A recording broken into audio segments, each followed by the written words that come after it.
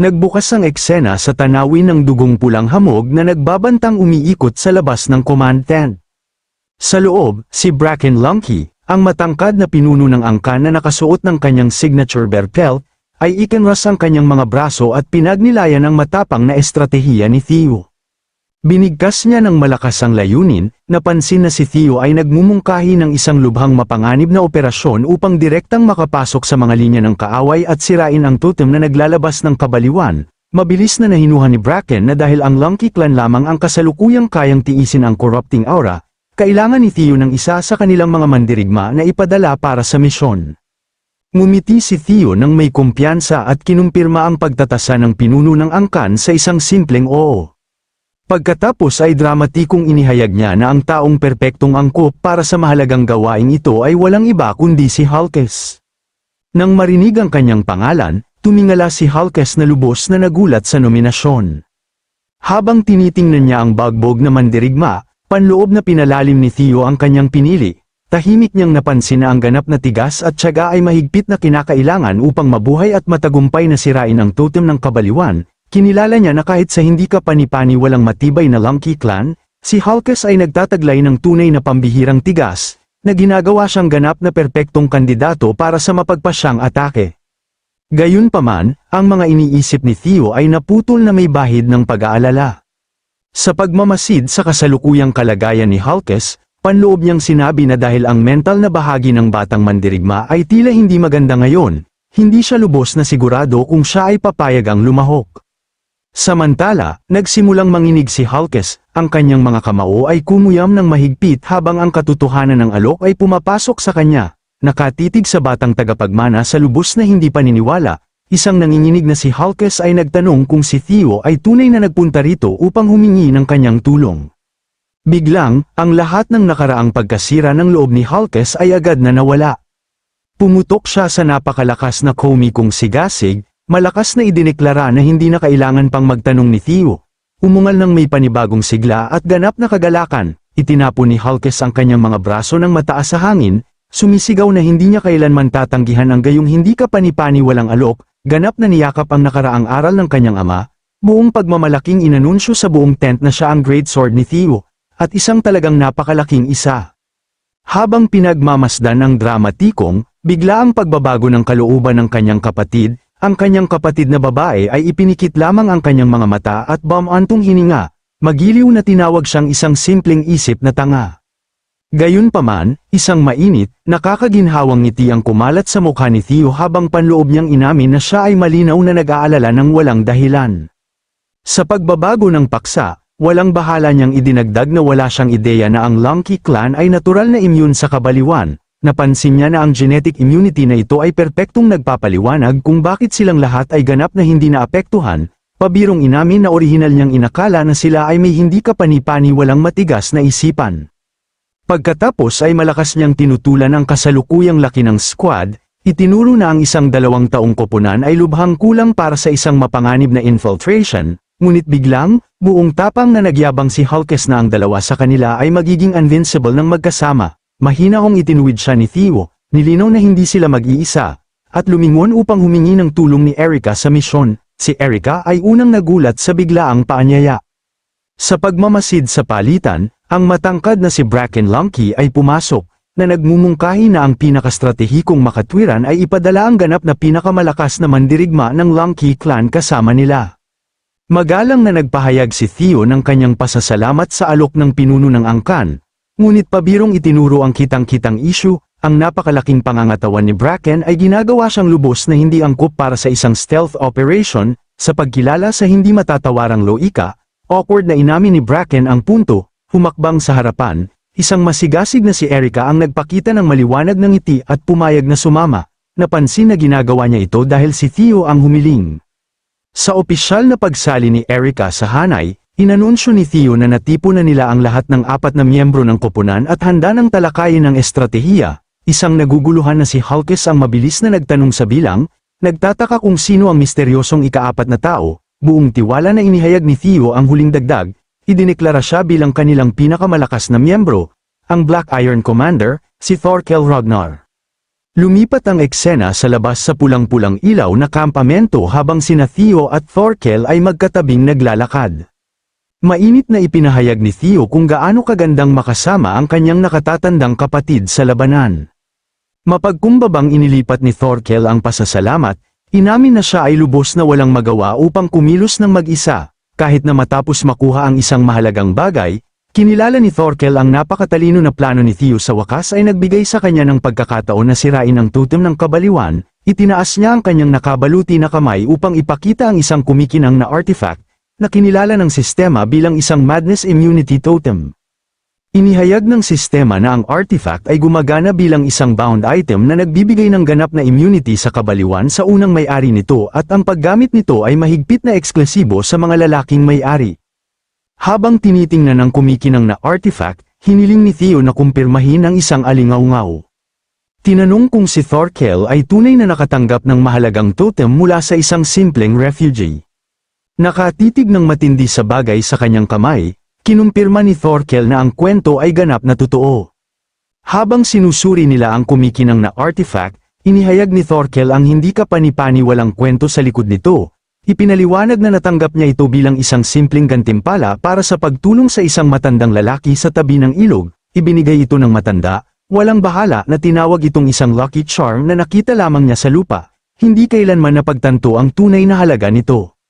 Nahuli ang isang mahalagang detalye, matalinong itinuro ni Theo na ang matanda ay dapat na isang ordinaryong tao na ganap na walang mana. Kinumpirma ito ni Thorkel. Napansin na ang malakas na artifact ay nanatiling walang iba kundi isang ordinaryong totem hanggang sa ito ay sa wakas ay umalingaw-ngaw sa kanyang sariling mana.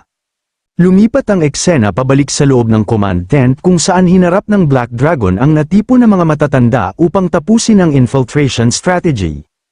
Buong tiwala niyang kinilala na ang isang specialized strike team na binubuo ng 2 elite Lunky at ang Black Iron Commander ay tiyak na isang nakakatakot na puwersa na dapat pakatandaan. Gayunpaman, dumilim ang kanyang ekspresyon habang inamin niya na kahit ang powerhouse squad na ito ay hindi pa rin sapat upang garantiyahan ang tagumpay laban sa Granada, matatag na pumayag si Julius sa mabigat na pagtatasa na ito, itinuro na sa digmaan, hindi lahat ay ayon sa plano, direkta niyang tinanong ang batang tagapagmana kung siya ay naghanda ng isang tiyak na countermeasure kung sakaling magkaroon ng hindi inaasahang mga variable. Sa pagtugon sa tingin ng matatanda, tumango si Theo. Kinikilala na dahil ang kanilang sukdulang kalaban ay ang nakakatakot na pinuno ng Tro-Ivan clan mismo, lubos niyang naiintindihan ang kanilang malalim na pag-aalala. Upang garantiyahan ang kanilang ganap na tagumpay, lumingon ng diretso si Theo kay Julius at sa Black Dragon, matapang na inanunsyo na nais niyang hingin ang kanilang direktang tulong, ang walang pakundangan na kahilingan ay nag-iwan sa 2 bihasang veterano na nakadilat ang mga mata sa lubos na pagkagulat. Mamaya, sa ilalim ng nagbabantang liwanag ng pulang-pulang buwan, si Theo ay nakikitang lumilipad ng mataas sa itaas ng larangan ng digmaan sa likuran ng kanyang tapat na dragon na si Umbra. Tumingala sa kumakalat na dugong pulang tanawin, napansin ni Theo ng may kaginhawahan na sa kabutihang palad ay walang ibang galaw ng kaaway na nangyayari sa ibaba. Buong tiwala niyang hinampas ang kanyang sinasakyan, idineklara na sa wakas ay magagawa na nilang sirain ang kanilang mga kaaway ngayong gabi. Habang si Umbra ay naglabas ng isang matalim, sabik na sigaw sa pagsang-ayon, ang hangin ay humagupit kay Theo, na nagdulot ng isang sandali ng malalim na panloob na pagninilay. Sa pagbabalik tanaw sa kanyang hindi kapani-paniwalang paglalakbay, namangha siya kung paano ang isang tulad niya, na dating malawakang itinuturing na ganap na pinakawalang talento sa lahat ng Ragnar, ay aktwal na nakapagpabagsak kay Axion, umakyat sa prestihiyosong ranggo ng isang tagapagmana, at ngayon ay nasa bingit na ng pagdadala ng kabuuang pagkasira sa makapangyarihang Tro-Ivan clan.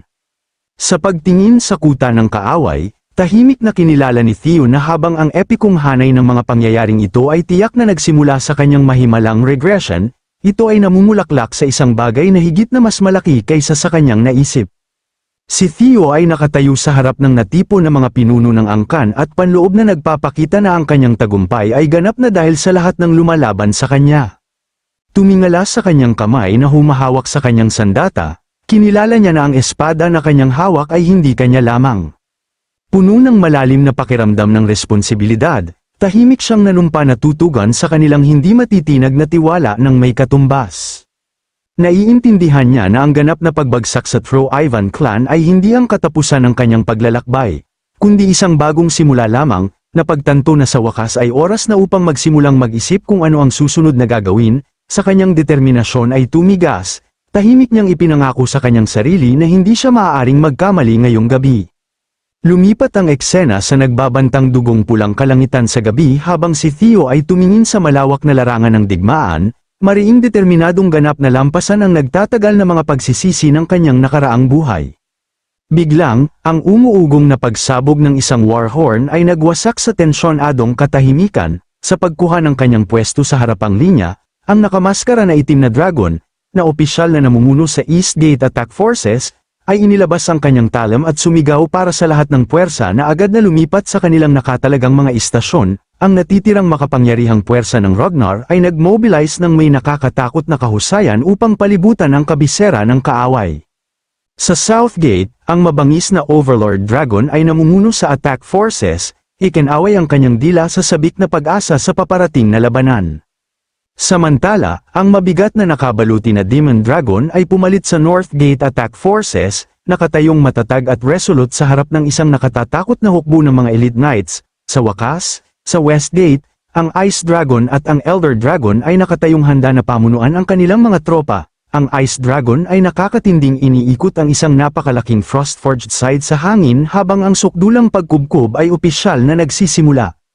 Nang walang babala, isang mapangwasak na barrage ng napakalaking nagyayelong espada ay marahas na bumuhos mula sa nagyayelong kalangitan. Lubos na nagulat sa biglaang bombardment, isang natarantang Tro-Ivan sundalo ang sumigaw sa lubos na takot, binalaan ng buong kampo na ang mga Ragnar ay umaatake. Gayunpaman, habang ang nakamamatay na nagyayelong mga espada ay bumagsak sa kampo, ang matangkad na pangalawang noble servitor, si Sway, ay mariing humakbang sa harapang linya, marahas na iwinagayway ang kanyang napakalaking martilyo. Naglabas siya ng isang nakakabulag na paputok na shockwave na marahas na nagwasak sa paparating na nagyayelong barrage sa mga piraso. Nakatayong matatag ng may nakakatakot na kumpiyansa sa West Gate, mariing inutusan ni Sway ang kanyang mga tao na huwag matakot, buong pagmamalaki niyang idiniklara na hanggat umiiral ang kabaliwan ng kanilang Panginoon, ang mga puwersa ng Ragnar ay tiyak na hindi makakatapak sa loob ng kanilang nasasakupan. Nakatayong matatag sa tabi niya, mabigat na nakabaluti at handa sa pagpatay, ay ang mga kakilakilabot na ika-5 at ika-10 noble servitors, sina Faith at Chen. Sa South Gate, ang nakamaskara na ika-7 noble servitor, si Zebon, ay malamig na kinutya ang sumusugod na puwersa ng Ragnar. Tinawag silang mga hanggal sa hindi pagkaalam na sila ay pumili ng landas ng ganap na pagpapakamatay. Samantala, ang napakalaking ika-4 na noble servitor na si Four ay marahas na hinawakan ang kanyang napakalaking sandata ng may uhaw sa dugo ng ngiti. Mariin niyang ipinako ang kanyang mga mata sa kanyang target, agresibong idiniklara ang kanyang sabik na intensyon na durugin ang Overlord Dragon, ang mayabang na hangal na ng ahas na putulin ang kanilang kumikitang kalakalan. Sa wakas, sa mahigpit na binabantayang North Gate, ang may pilak na buhok na si Ed Tro-Ivan ay nakatayo sa nagbabantang katahimikan, malamig na inilabas ang kanyang madilim na katana habang ang larangan ng digmaan ay sumabog sa paligid niya. Ang hindi matiis na tensyon ay nabasag sa isang kapana-panabik na mataas na pusta na split-screen sequence, na kinukuha ang mabangis, uhaw sa dugo na mga tingin ng magkasalungat na mga komandante na mariing nagtititigan sa East, North, South, at West Gates habang ang isang nakabibinging sigaw ng digmaan ay umalingaungaw sa madugong kalangitan sa gabi. Ang sukdulang nakakayanig sa mundo na sagupaan ay opisyal na idiniklara, Ragnar laban sa Tro-Ivan, magsisimula na ang digmaan. Habang ang napakalaking pangharap na pagsalakay ay nakakagambala sa mga puwersa ng kaaway sa mga pintuan, ang Infiltration Special Duty Team ay gumawa ng kanilang hakbang. Lumipat ang eksena sa nakatatakot, lubos na pinatibay na pader ng bato ng Tro-Ivan Capital, naliligo sa kakaibang pulang liwanag ng Madness Mist. Nakatayong palihim sa base ng napakalaking pader ay ang 4 na miyembro ng Elite Squad, Hulkes Lunky, Erika Lunky, Thorkel Ragnar, at ang kanilang leader, si Theo Ragnar. Tumingala sa tila hindi matatagusan na bato. Lumingon si Erika kay Theo at tinanong kung paano eksaktong makakapasok sila. Ipinaalala niya sa kanya na siya ay nag-claim na mayroong isang matatag na plano, ngunit malinaw na hindi niya nakikita ang anumang mabubuhay na butas na pagsasamantalahan. Bago pa man makasagot si Theo, isang nakakatindig balahibo, hindi pamilyar na boses ang biglang umalingaw mula sa mga anino, nagbabantang inanunsyo na siya ay naghihintay sa kanila. Agad na nanigas ang squad, ang kanilang mga mata ay lumaki sa pagkabigla habang isang madilim na nakatatakot na figura ang lumabas mula sa umiikot na hamog. Ang misteryosong lalaki ay nakasuot ng madilim na suit at isang malapad na sombrero na ganap na nagtatakip sa kanyang mukha. Nagulat sa biglaang ambush, isang maingat na si Thorkel ang humiling na malaman kung sino ang estranghero, dahan-daang itinaas ng figura ang kanyang ulo, hinihayag ang matatalim na mga mata, at direktang kinausap si Theo Ragnar sa kanyang pangalan. Ang suspensya ay umabot sa rurok habang ang kanyang pagkakakilanlan ay nahayag. Ito ang unang noble servitor, si Ian Thro Ivan.